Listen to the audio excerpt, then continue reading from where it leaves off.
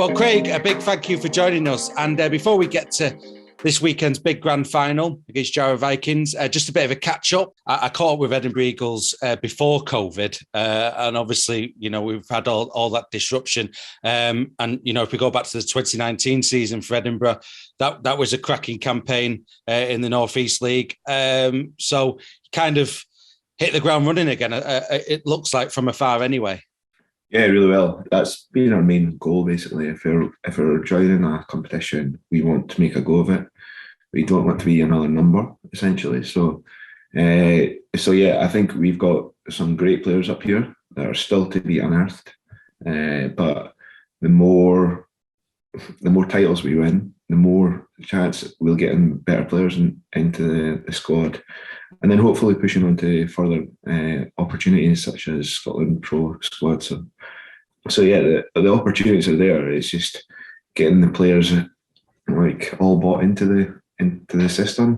And that's why I think I caught up with the club when you were embarking on joining the North East League and the North East setup. And I mean, how useful is it that the fact you've got a domestic competition, but you've also got these games south of the border as well? I mean, how useful is that for developing talent? Oh, I think it's absolutely massive. In the North East, it's more structured games, so it's giving more exposure to the youngsters coming along. And it's, instead of just playing one-up rugby, you're playing more expansive. You understand the game more, and it's giving boys who have played union quite a lot just a better skill set and awareness of what you're meant to do to create opportunities to go forward. I mean, playing those games, you've not lost that many games this season, have you? So I mean, you must be pleased with how things have developed for your squad. Yeah, absolutely. To be fair, we've lost 2 games against Jarrow. However, we still think we've got a great team. We still think we've got a squad that'll go down there and win Saturday.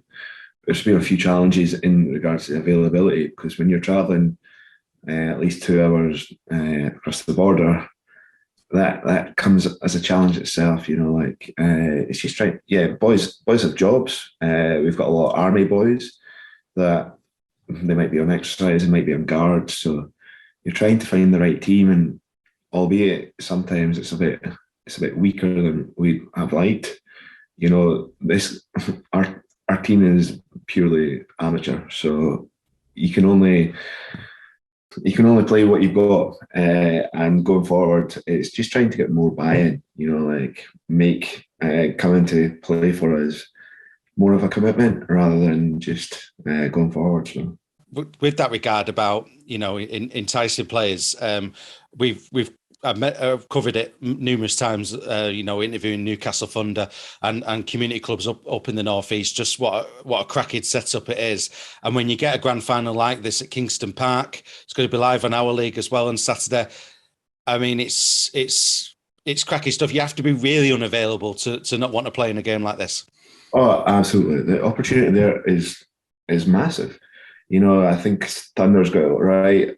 They should be a Super League franchise in the next at max 3 years, because they've got everything right from the grassroots up, and it's an honour to be part of their system. Essentially, we've been asked if players would like to play for Thunder reserves, but yeah, what they do down there is unbelievable, and you can only applaud it. So we'll get to the actual fixture itself in a second, but with regards to looking into the future at the Edinburgh Eagles. Like I said, I caught up with the Edinburgh Eagles when they started in the North East competition. And then obviously there's been silverware since that as well. But then we've had COVID. Now we're back to another grand final for the club. What does the future hold now, hopefully with COVID in the rearview mirror? What's your thoughts on what's next for the club? We've done a lot of stuff behind the background this year. Tried putting building blocks and foundations to see where we can go. But our main goal off the field is to be professional in the next 3 to 5 years, whether starting at NCL level or just going straight into League One. But we think, as a club, we think it deserves to be pushing up the leagues, and you look at like your likes of Cornwall, your West Wales. Would you like a weekend in Edinburgh to come across different things? Absolutely. And with Edinburgh being the second financial capital of the UK, there's so much opportunity up here, and you get a lot of players playing or a lot of good grade rugby that are unearthed. And if they were to be getting paid weekly to be in this situation, as well as mixing with like the North boys, I genuinely think the opportunity is too good to miss.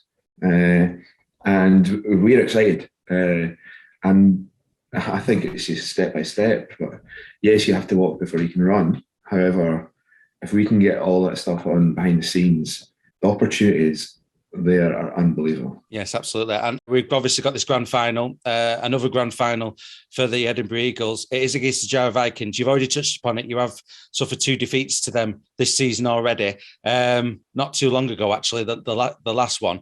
Is it handy to have played them so soon towards this grand final, because you kind of know what to expect? Yeah, we know. We came up short a couple of times against them in the first game of the season, purely unavailability and new players. You have to do it. Like, you can only play with the players you've got. And 2 weeks, it was 2 weeks ago, we played them up here, and we were without 2 props straight away. And well, in the heat, it was like just shy of 30 degrees. You can't do it. You can't rely upon just 2 props playing. Bringing boys on out of position, it had its difficulties. But they're just a big team, big middle, experience. They've got experience across the board. When you've got Jason Payne, ex-Thunder player, starting in the halves, Adam Hay, Northumbria Uni coach as well. There's just experience there, and it's just, there's no replacement. However, we know what we've got to do, and we'll stick to the game plan, basically. So, yeah, we're so excited for this. And Jason Payne, obviously, I think Jason Payne was head coach of Newcastle Thunder once upon a time as well. So that's quite exactly. It's quite a player to have, isn't it? But with regards to the coverage, live on our league, like we said, but a cracking stuff being set up here by the Newcastle Thunder hosting this grand final. Hoping for some good exposure on the back of this game as well, Craig. Yeah, our goal at the start of the season was to win the North East.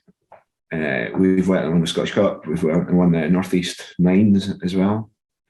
And yeah, the messages that are going back and forth in our group chat is all the boys are excited. Like, you've got your Fijians that are in the army and telling their family it's on a live broadcast.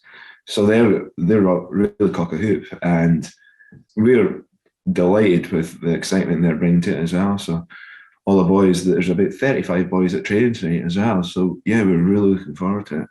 Well, Craig, a big thank you for taking the time out of your day to join us this week. Can't wish you more luck than Jarrow Vikings, but equal good luck this weekend in this grand final, and all the best. Yeah, as I said, it's only the start of things of what to come, so it's really exciting, and we can't wait to go forward. So thank you very much.